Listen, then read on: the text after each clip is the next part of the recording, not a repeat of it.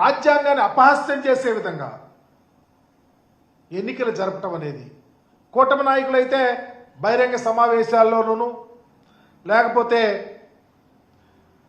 Media కాన్ఫరెన్స్లోనూ assembly సమావేశాల్లోనూ పుంఖాలుగా మేము ప్రజాస్వామ్య వాదులం అని చెప్తారు.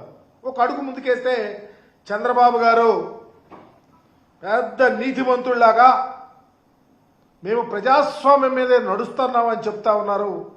కానీ నిన్న మొన్న జరిగిన ఉప ఎన్నికల తీరు, అంతకుముందు జరిగిన ఎన్నికల పరిస్థితి కనిపిస్తూ ఉంటే ఆయన నైజం పూర్తిగా అర్థమవుతా ఉంది. ప్రజాస్వామ్యాన్ని ఎంత అపహాస్యం చేస్తూ ఉన్నారో.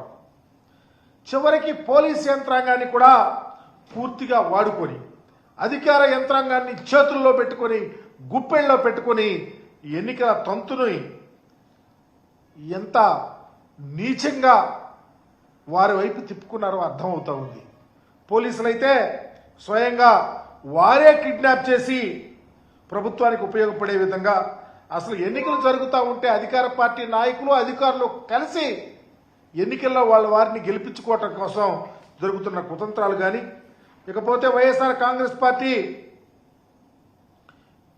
వాళ్ళ అభ్యర్థి కోసం, మా అభ్యర్థి కోసం చేతులెత్తితే ప్రజాస్వామ్యం ఎంత విఘాతం కలుగుతా ఉందో, ఎత్తిన చేతులను లాగి స్వయాన మహిళలను కూడా చూడకుండా దించేసి భయపెడితే వారి మీద మినిమం చర్యలు లేవు. ఎందుకంటే ఆంధ్రప్రదేశ్లో ఇంత దారుణాలు ఈ చీకటి రోజులు వస్తాయని ఎవరు ఊహించలా. ఎన్నికలు ఎలా నిర్వహిస్తున్నామంటే, ఈ దేశంలో ప్రజాస్వామ్యం ఉందా, ఉంటే ఎందుకు ఇలాంటి ఎన్నికలు జరుగుతూ ఉన్నాయి, ఇలా జరుగుతూ ఉన్నారు, అప్రజాస్వామ్యంగా అనిపిస్తూ ఉంది. ఎన్నికలు ఎందుకు, ఎన్నికల ఉపయోగం ఏంటి అనే దాని మీద క్వశ్చన్ వేసుకోవాల్సిన పరిస్థితి వస్తూ ఉంది. ఈ పరిస్థితులే చేస్తే ఎందుకు ఇక ప్రజాస్వామ్యం? మీకు మీరు ఎన్నికలు జరుపుకోవచ్చుగా, మీరే క్యాండిడేట్ అనౌన్స్ చేసుకోవచ్చుగా. ప్రజాస్వామ్యం ముసుగులో అప్రజాస్వామ్యాలకి విలువలు ఇస్తూ ఉంటే మరి ఈ ఎన్నికలను ఏమనాలి? ఈ ఘటన వల్ల ఒక విషయం మాత్రం అర్థమవుతుంది. చంద్రబాబు నాయుడు గారు మొన్న పోయిన ఎన్నికల్లో గెలిచారు కదా, అంటే ఎన్నికలలో ఓట్లేస్తే గెలిచారా, లేకపోతే ఈవీఎంలతో మీరు ఒత్తుకుంటే గెలిచారో చెప్పలేని పరిస్థితిలో ప్రజలు ఈరోజు గుసగుసలాడుకుంటా ఉన్నారని కూడా మీకు తేటతెల్లంగా తెలియపరుస్తూ ఉన్నాం. నిజంగా రాష్ట్రంలో ఏర్పడిన కూటమి ప్రభుత్వం ఈవీఎం ప్రభుత్వం కూడా అంటా ఉన్నాం. ఎందుకంటే అలాంటి కుట్రలు కుతంత్రాలతో మీరు ఎన్నికల్లో పాల్పంచుకున్నారు కాబట్టే ఈరోజు స్థానిక సంస్థ ఎన్నికలు ఉదాహరణగా చెప్పుకుంటా ఉన్నాం. తప్పకుండా ఇది ఈవీఎం ప్రభుత్వమే అని కూడా పూర్తిగా అర్థమవుతా ఉంది.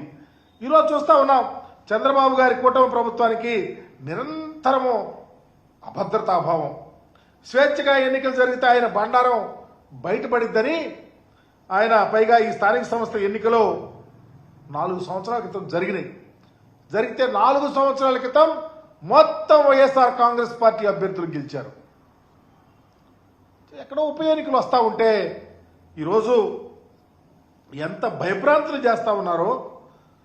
అసలు మీకు ఒక క్యాండిడేట్ కూడా లేకపోయినా మేము గెలిచామనే పరిస్థితి తీసుకొస్తా ఉన్నారంటే, మరి అలాంటప్పుడు మీకు క్యాండిడేట్లు లేరు, అంతా వైఎస్ఆర్ కాంగ్రెస్ పార్టీ వాళ్ళు గెలిచారు, మీరు ఎన్నికల్లో ఎలా పోటీ చేయాలనుకుంటున్నారు?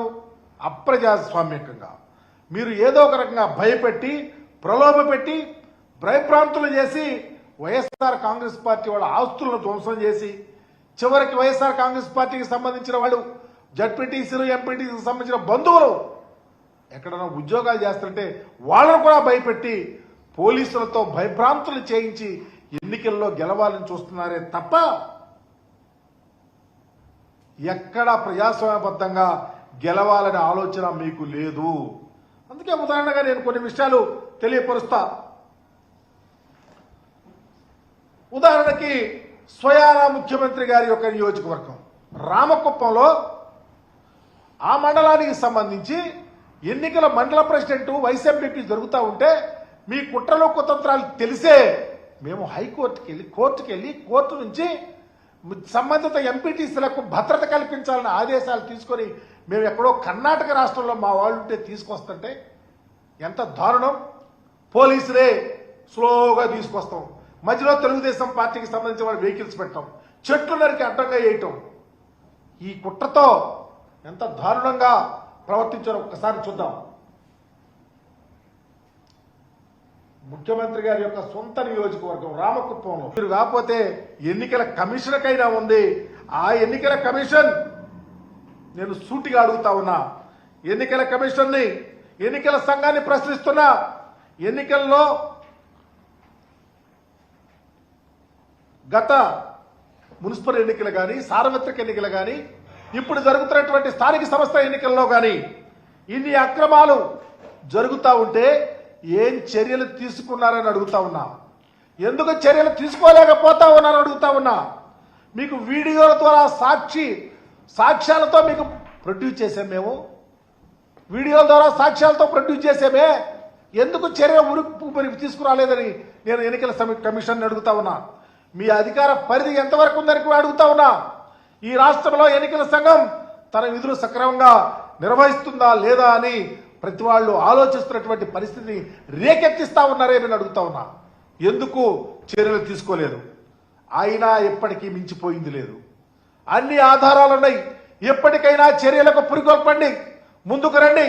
ప్రజాస్వామ్యాన్ని కాపాడటానికి సమాజంలో ఉన్న ప్రతి ఒక్కరికి ధైర్యాన్ని నింపే విధంగా మీరు ముందుకు రావాలని చెప్పేసి ఎన్నికల సంఘాన్ని నేను ప్రాధాన్యపడతా ఉన్నా. ప్రజాస్వామ్యంలో మాకు కల్పించినటువంటి హక్కు ఇది నీరుగారిపోతా ఉంటే, విలువలు విశ్వసనీయత లేకుండా పోతా ఉంటే, రాజ్యాంగబద్ధంగా ఉన్న మీరు కూడా కళ్ళులేని కబోజుల్లాగా ఉంటే ఎవరు రక్షిస్తారు? ప్రజాస్వామ్యాన్ని ఒక ప్రక్క చంద్రబాబు భక్షిస్తా ఉంటే కాపాడాల్సిన మీరు ఎందుకు ముందుకు రావటం లేదో ఎక్కడైనా కళ్ళు తెరవాలని అడుగుతా ఉన్నా.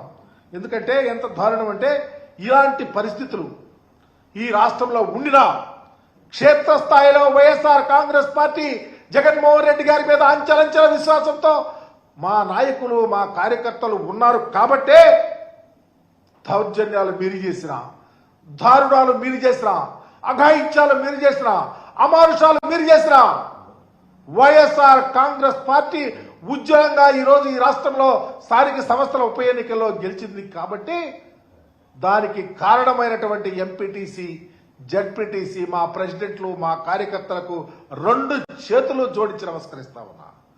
ఒక ప్రక్క అధికారంలో ఉన్నప్పుడు అర్రులు జాసి సంపాదించుకున్న మా ప్రజాప్రతినిధులు, మా ఎంపీలు కావచ్చు, మా ఎమ్మెల్సీలు కావచ్చు, జగన్మోహన్ రెడ్డి గారిని మోసం చేసి